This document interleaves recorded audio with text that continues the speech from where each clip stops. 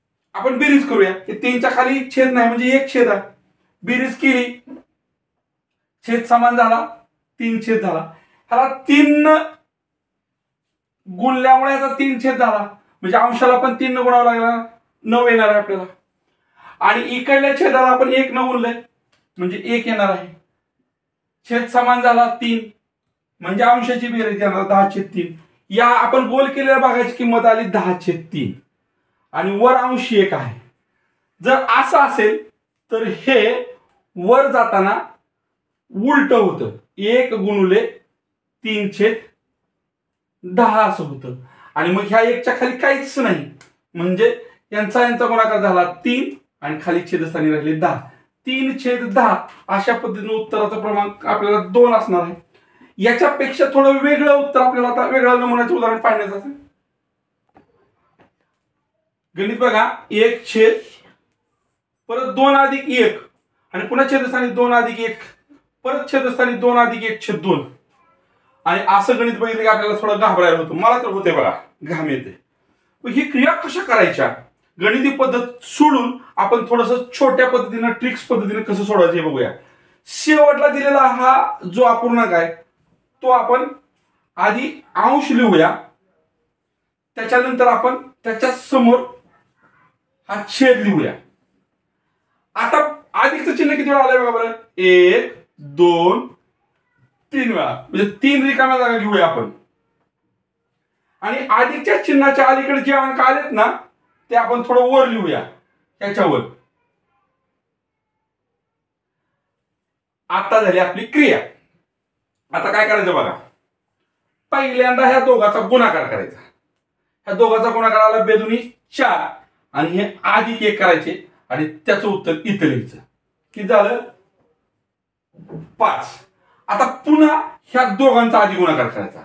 5 गुणिले 2 10 आणि मग याच्यामध्ये जे अधिकचं चिन्ह आहे ना त्या अधिकचं चिन्ह देऊन यांची बेरीज करायची. किती आली, 12 आली. आणि हे अधिकचं चिन्ह देऊन ठेवायची. आता परत या दोन्हीचा गुणाकार करायचा. 12 दोन्ही 24 आणि 24 मध्ये अधिक 1 केलं, सॉरी 5 केलं, 29 आले. आता शेवटचे 2 संख्या 12 आणि 29 हे आपले उत्तर असणार आहे.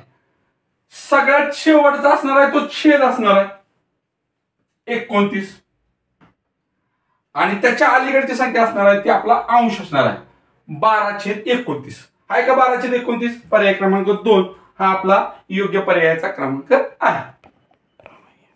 45.3/4 छेद 27.3/4 हे गणित सोडवायचं आहे. असं गणित बघितलं थोडा घाम येतो वेगळ्या प्रकारचं.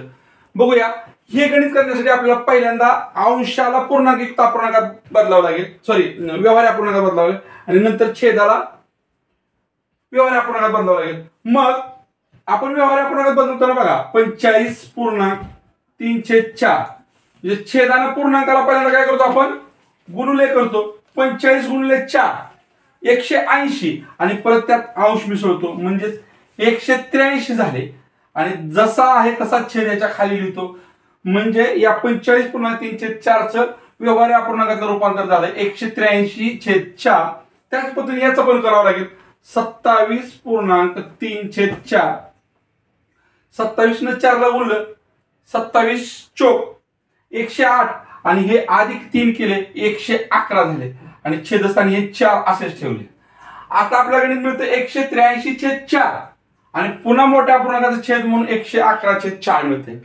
ज्यावेळेस असा असेल त्यावेळेस हा अपूर्णांक जसाच्या तसा न घेता त्याचा उलटा घ्यायचा आणि वर गुणाकाराच्या स्वरूपात लिहायचा 4/111 आणि 2 अपूर्णांकाच्या मध्ये आता गुणाकाराचे चिन्ह आहे. त्यावेळेस आपण काय करतो अंशाला सॉरी इकडल्या अंशाने इकडल्या छेदाला इकडल्या छेदाने इकडल्या अंशाला भाग जाताना बघतो, जाते 4 ला 4 गेले म्हणजेच 183/111 उरले. पर्याय क्रमांक आहे आपल्याकडे 1. अशा पद्धतीने मित्रांनो आपण महाराष्ट्र राज्य परीक्षा परिषद जी 8वीची मार्गदर्शक आहे त्यातले सराव संच आणि नमुना प्रश्नसंच हे सगळं सोडवलेलं आहे. आपण उद्यापासून नवीन घटकाला सुरुवात करतोय. चलन हा घटक आपण उद्यापासून सुरू करणार. तरी निश्चितपणे आपण माझ्या चॅनलला भेट द्या. धन्यवाद.